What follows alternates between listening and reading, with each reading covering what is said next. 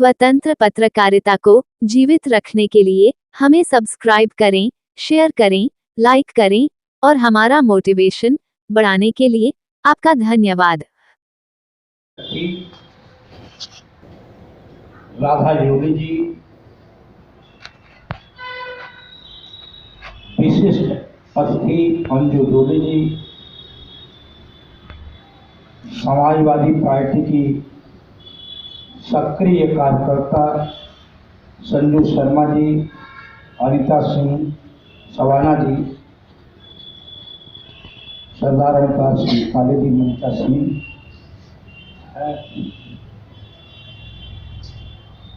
और सभी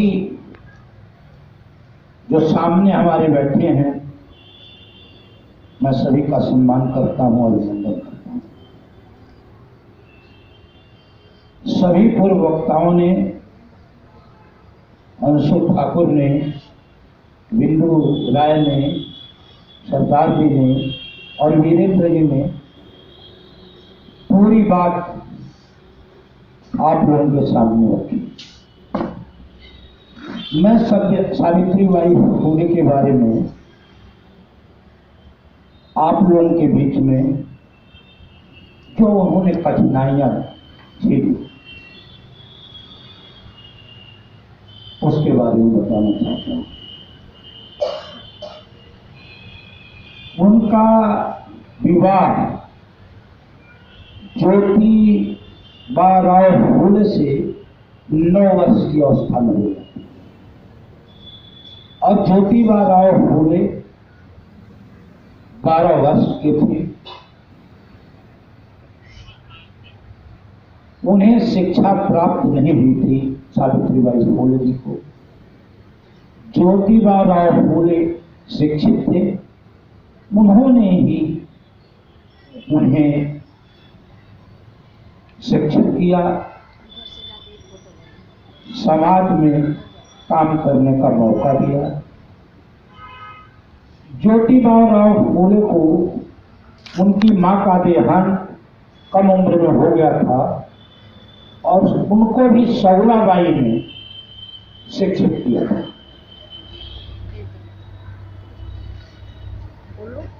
तो सावित्रीबाई फुले ने जो बाल विवाह था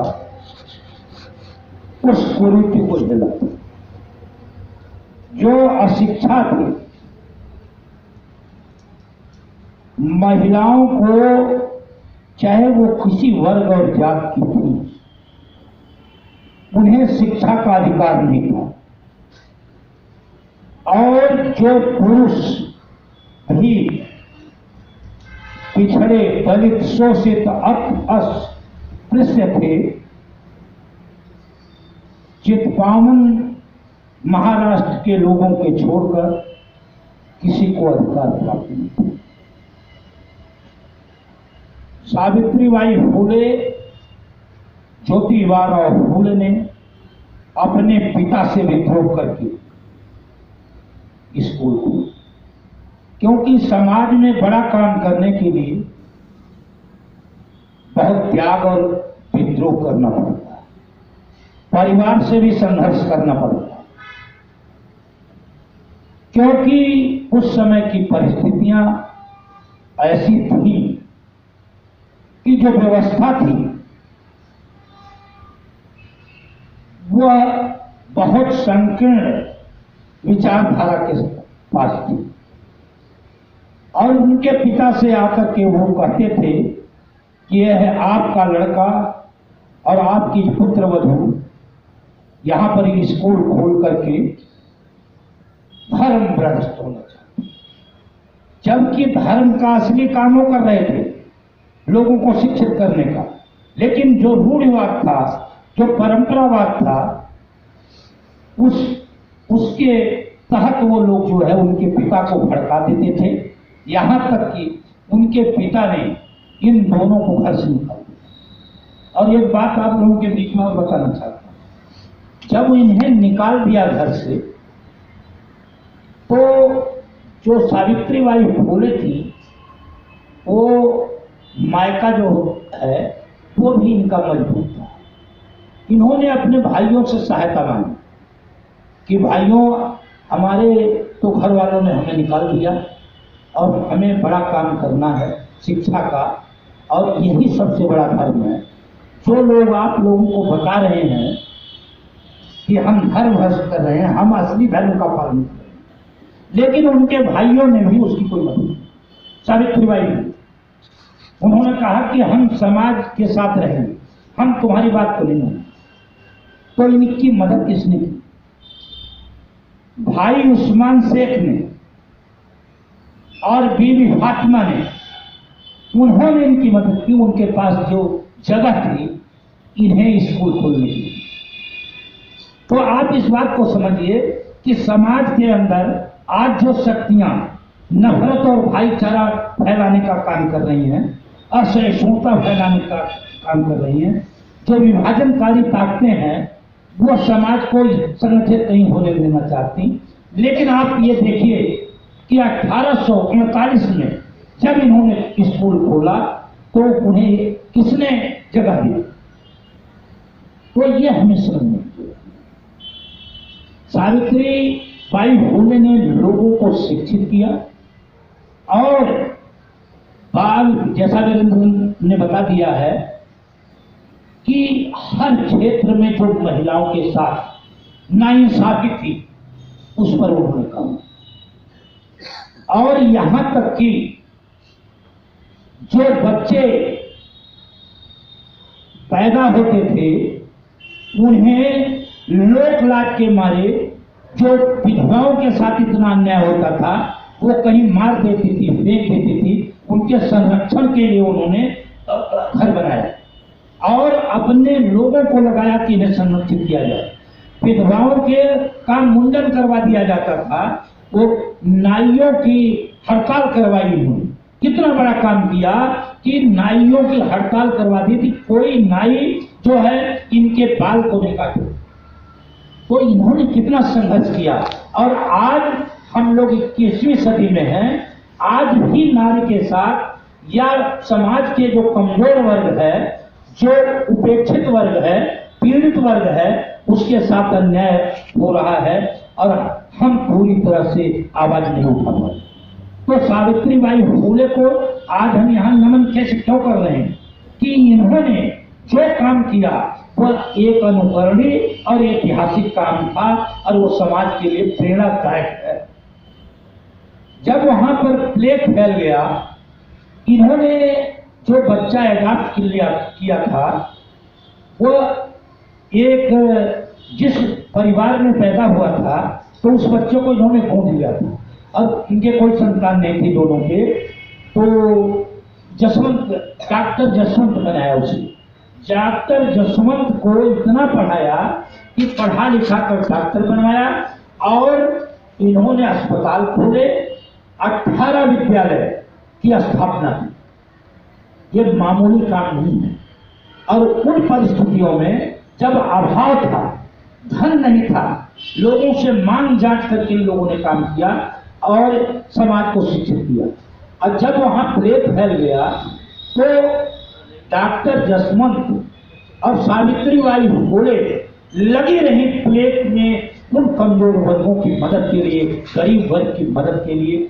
उन्होंने उनके लिए दवाई का इंतजाम किया और नतीजा यह हुआ कि उसमें वो भी प्लेग की शिकार हो गई और वह उन्होंने भी 1897 में अपने प्राण त्याग दिया।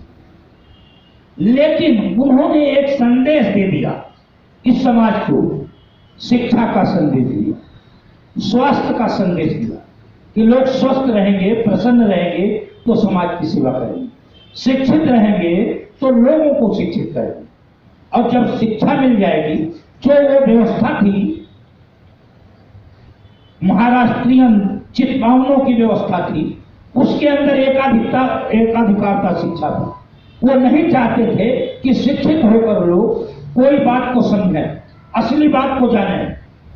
और असली बात अगर जानेंगे तो पाखंड नहीं चलेगा, अंधविश्वास नहीं चलेगा, रूढ़िवाद नहीं चलेगा, परंपरावाद नहीं चलेगा।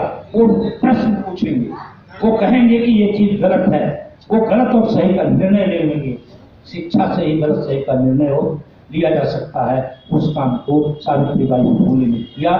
हमें आज बहुत ही गौरव के साथ ये कह रहा हूं मैं, और गौरवान्वित भी हूं कि मां सावित्रीबाई फुले जैसी महान शिक्षिका ने इस देश की महिलाओं का मार्गदर्शन किया और उन्हें शिक्षित करने का काम किया, उन्हें उनके अधिकारों को बताने का काम किया। यार महान दिन है और हम लोग उनके चरणों में नमन करते हैं और आशा करते हैं कि हम संकल्प करेंगे कि जहां भी जाएंगे हम उनके विचार को लोगों को बताएंगे कि हमें इस समाज को, देश को, व्यक्ति को शिक्षित करना है, मजबूत बनाना है, तभी यह देश और राष्ट्र मजबूत होगा। बहुत बहुत धन्यवाद करता हूँ। मंच पर आसीन सभी मेरी सम्मानित मातृशक्ति को नमन करता हूँ और यहाँ पर आई हुई सभी महानुभावों मेरी मातृशक्ति को नमन वंदन। आज सावित्रीबाई फुले जो महान समाज सुधारिका और प्रथम महिला शिक्षिका जिनको गौरव प्राप्त है, उनका आज जन्मदिन है। तो हम सभी लोग यहाँ पर उन्हें अपने श्रद्धा सुमन और पुष्पांजलि अर्पित करने के लिए एकत्रित हुए हैं। मैं उनको नमन करता हूँ और अपनी श्रद्धांजलि अर्पित करता हूँ। जैसा कि आज का दिन भारतीय राजनीतिक इतिहास देख लीजिए या सामाजिक इतिहास देख लीजिए, मातृशक्ति का दिन। इन दिनों ने महिला के अधिकार की बात की, महिलाओं की शिक्षा की बात की। जिस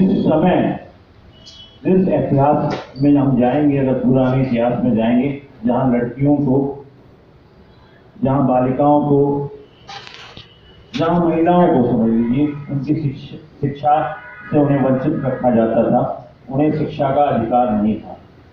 उस समय का आप इतिहास उठाकर देखिए, उस समय कितनी दुश्वारियां होंगी उनके सामने कि महिलाओं की शिक्षा की बात उन्होंने की और उसको एक ध्येय बनाया। कवियत्री हैं, समाज सुधारिका हैं, बहुत बड़ा काम उन्होंने महिला शिक्षा के ऊपर किया। 18 विद्यालय खोले।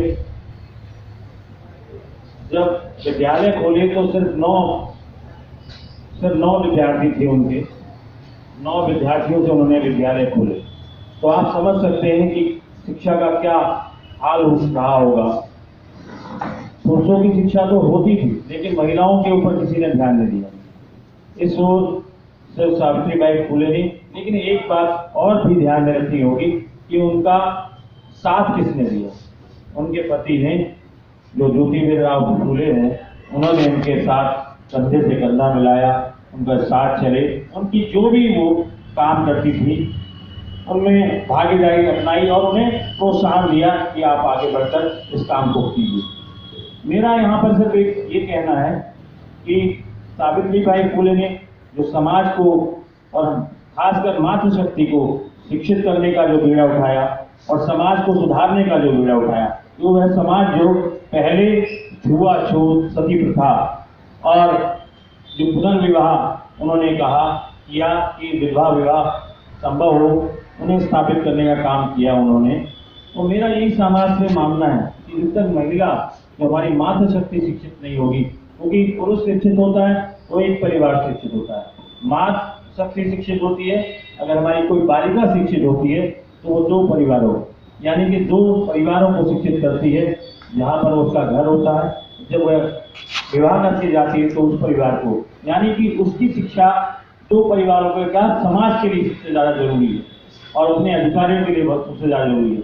इस अधिकार की पहचान, उस शक्ति की पहचान, उस जो आज महिला शक्ति यहाँ पर है, उस सशक्तिकरण की पहचान कि हम आज यहाँ पर महिलाएं यहाँ पर इतनी भागीदारी हैं, जो पहले घूंघट में रहती थी, जो कहीं भी भागीदारी नहीं होती थी उनकी, आज वह आगे बढ़ चलकर समाज में अपना स्थान बनाने में लगी हुई है, चाहे राजनीतिक रूप से हो, चाहे सामाजिक रूप से हो, चाहे किसी भी स्तर पर हो समाज में, चाहे देश का नेतृत्व करने में हो, चाहे हवाई जहाज उड़ाने में हो, चाहे कहीं पर भी हो, उन्होंने अपना स्थान बनाया है। इसमें सबसे बड़ा योगदान हमारा सावित्रीबाई फुले का है कि उन्होंने महिलाओं के शिक्षित में इतना योगदान दिया, उनकी शिक्षा के सुधार में और इस समाज को सुधारने में एक ऐसा योगदान दिया।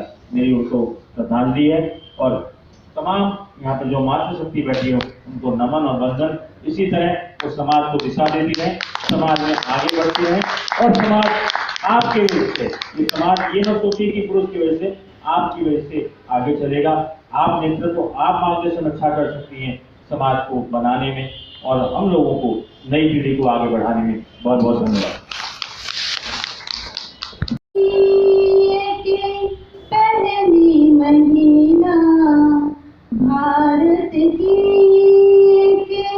पहली महिला करी शिक्षा की लड़ाई, करी शिक्षा की लड़ाई। नाम था उनका सावित्रीबाई फुले, सबको शिक्षा दिलाई, सबको शिक्षा दिलाई। जन्म लिया जब धरती पे आई, जन्म लिया जब धरती पे आई, जीवन हुआ कठिनाई, जीवन हुआ कठिनाई। फिर भी न पीछे हट पाई, फिर भी न पीछे हट पाई, मोती सावित्रीबाई। इनकी वजह से दुनिया ने देखा, इनकी वजह से दुनिया ने देखा, बेटी चांद पे जा पाई, बेटी चांद पे जा पाई। करी शिक्षा की लड़ाई, करी शिक्षा की लड़ाई। कोमल है कमजोर नहीं तो, कोमल है कमजोर नहीं तो, शक्ति का नाम ही नारी है। जग को जीवन देने वाली, मौत भी तुझसे हारी है। कोमल है कमजोर नहीं तो, शक्ति का नाम ही नारी है। जग को जीवन देने वाली, मौत भी तुझसे हारी है। कोमल है कमजोर नहीं तो, सतियों के नाम से तुझे जलाया, मीरा के नाम से जहर पिलाया, सतियों के नाम से तुझे जलाया, मीरा के नाम पे जहर पिलाया। सीता जैसी अग्नि परीक्षा जग में अब तक जारी है। कोमल है कमजोर नहीं तो, शक्ति का नाम ही नारी है। जग को जीवन देने वाली, मौत भी तुझसे हारी है। इनमें नरमे दिल दिमाग में किसी बात में कम तो नहीं, इनमें नरमे दिल दिमाग में किसी बात में कम तो नहीं। पुरुषों वाले सारे ही अधिकारों की अधिकारी है। कोमल है कमजोर नहीं तो, शक्ति का नाम ही नारी है। जग को जीवन देने वाली, मौत भी तुझसे हारी है। बहुत हो चुका अब मत सहना, बहुत हो चुका अब मत सहना, तुझे इतिहास बदलना है। नारी को कोई कह ना पाए अब